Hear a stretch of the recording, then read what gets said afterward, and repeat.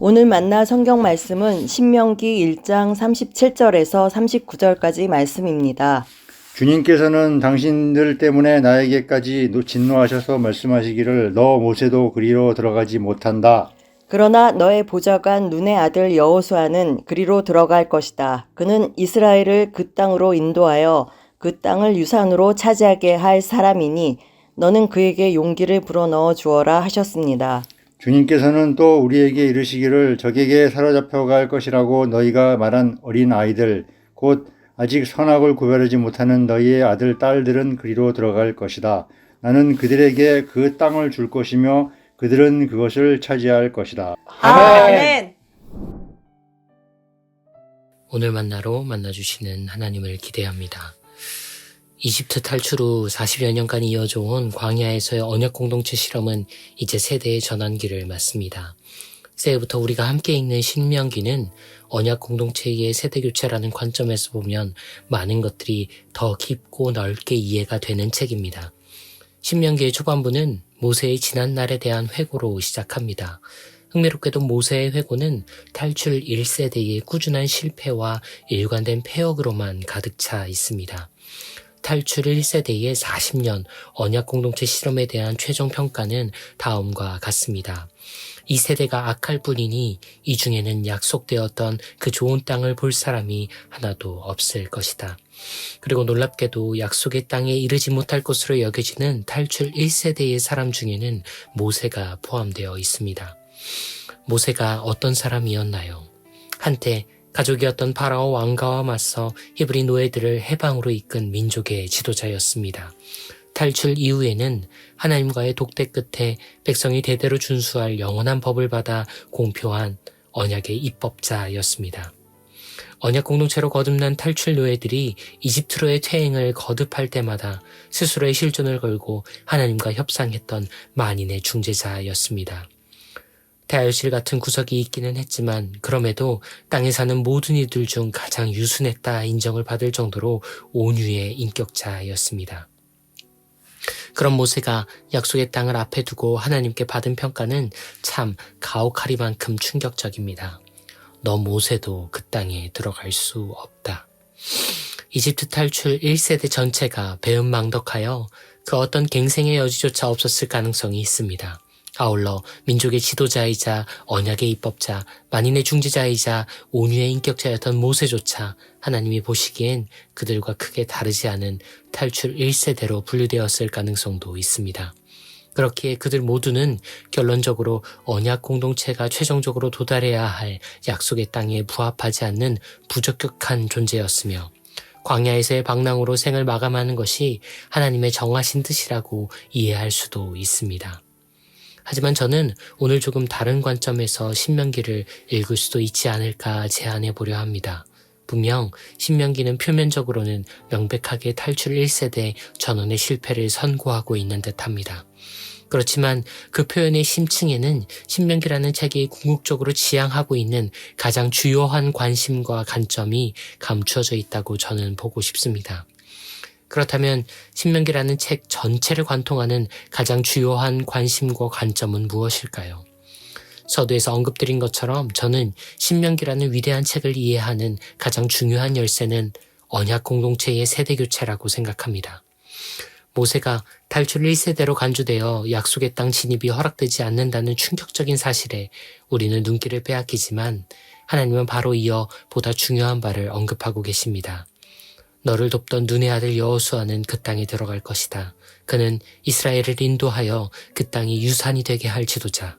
너는 그에게 용기를 불어넣어 주어야 한다.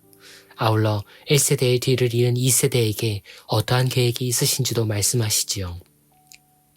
적에게 사로잡혀 갈 것이라고 여겼던 너희 자녀들, 아직 선과 악을 구분할 수도 없는 그 아이들에게 나는 그 땅을 줄 것이니 그들은 그 땅에서 살 것이다. 신명기가 주목하고 있는 대상은 새롭게 언약 공동체를 이루게 될 탈출 2세대입니다.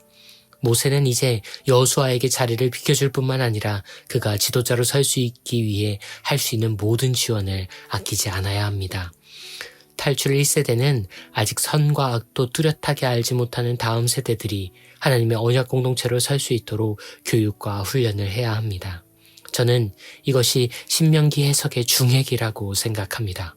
신명기는 다음 세대를 위해 역사의 뒤안길로 스스로를 거두고 있는 어른들의 성숙하고 배려 있는 퇴장으로 시작합니다. 그리고 이 물러남을 위해 모세와 탈출 1세대는 기꺼이 실패하고 불충했던 미완의 세대로 남기로 결정했던 것은 아닐까요? 모세가 위대했다면 그와 함께 이집트를 탈출한 1세대도 하나님을 따른 모험에 온 삶을 던졌던 이들입니다. 그들은 목적지를 모르는 상황에서 하나님과 그가 보낸 지도자를 따라 길을 나섰습니다. 도무지 길이 아니었던 물을 뚫고 한 걸음 한 걸음을 걸었습니다. 하나님과 그들 사이를 연결해줄 언약을 받았으며 그 언약을 따르는 삶을 살고자 나그네와 같은 40년을 보냈습니다. 하지만 신명기 모세의 회고는 그와 같은 순간들은 일절 언급하지 않습니다. 오히려 얼마나 1세대가 무지하고 또 부족했는지를 나열하지요. 어쩌면 모세와 탈출 1세대는 쉐마 이스라엘이라는 위대한 유산을 남기기 위해 선과 악을 분별 못하는 탈출 2세대들을 위해 자신들의 가장 못나고 가장 부끄러운 면모들을 더 많이 알려주기로 결정했던 것은 아닐까요? 순종의 순간보다는 불평의 순간을, 믿음의 장면보다는 불신의 장면을 더 부각하여 기꺼이 반면교사가 되기로 결정했던 것은 아닐까요? 이것이 성서에서 폭넓게 발견되는 이스라엘이 다음 세대를 세우는 방법이었습니다. 족장들은 인간적인 실수와 편애의 한계를 벗어나지 못합니다. 엘리야는 홀로 있을 때는 두려움과 실패감을 느끼던 이로 묘사됩니다. 다윗은 성적 방종에 휩싸여 여인을 강간하고 충신을 죽인 이로 기록됩니다. 솔로몬은 하나님께 불충하여 왕국을 분열시킨 이로 전해집니다. 그리고 모세는 결정적인 순간의 실수로 약속의 땅에 들어가지 못한 이로 남게 될 겁니다. 하지만 그들이 남긴 하나님 나라의 유산은 그래서 더 선명해집니다. 하나님 나라의 세대교체는 위대한 영웅과 번성한 세대로 남기보다 스스로의 실패와 한계를 크게 각인하여 다음 세대가 더 나은 내일과 현실을 누리도록 기꺼이 실패와 오역을 뒤집어쓰는 이들을 통해 전승됩니다.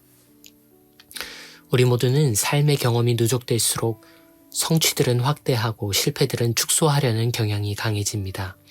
명과 암을 오가는 삶을 살아가면서 작은 빛을 증폭시키고 짙은 그림자들은 은폐하지요. 신명기라는 책과 성서가 전하는 하나님 나라의 영원한 삶은 그와는 다른 것 같습니다. 내일을 위해 기꺼이 어제가 되려는 이들이 남겨야 할 것은 성과나 번영의 기록이 아닌 수치와 실패의 반성이라고 모세와 탈출 1세대는 외치고 있는 듯합니다. 결코 앗아갈 수 없는 하나님 나라의 자긍심은 그들과 하나님 사이에 영원히 사라지지 않습니다. 이를 확신하는 이들은 기꺼이 실패한 어른이 됩니다. 이를 기억하는 세대는 기꺼이 부족한 과거가 됩니다.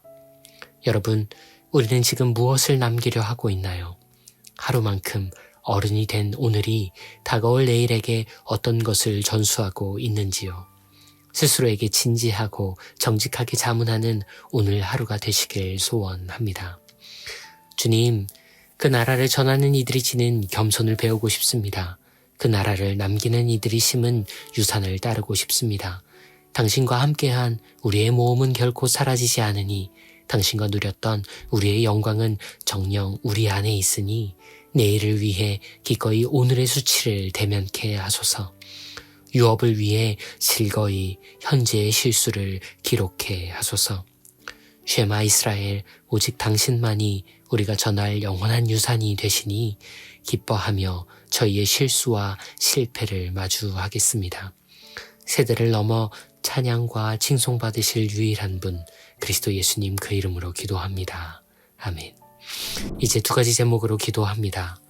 성취를 과장하지 않고 과를 축소하지 않는 쉐마 이스라엘의 삶을 남기게 하옵소서. 다음 세대에도 이어질 쉐마 이스라엘을 꿈꾸며 교회의 내일과 우리 사회의 미래를 위한 오늘의 희생과 섬김을 결단케 하옵소서. 기도하신 후에 개인의 기도로 경건을 이어갑니다.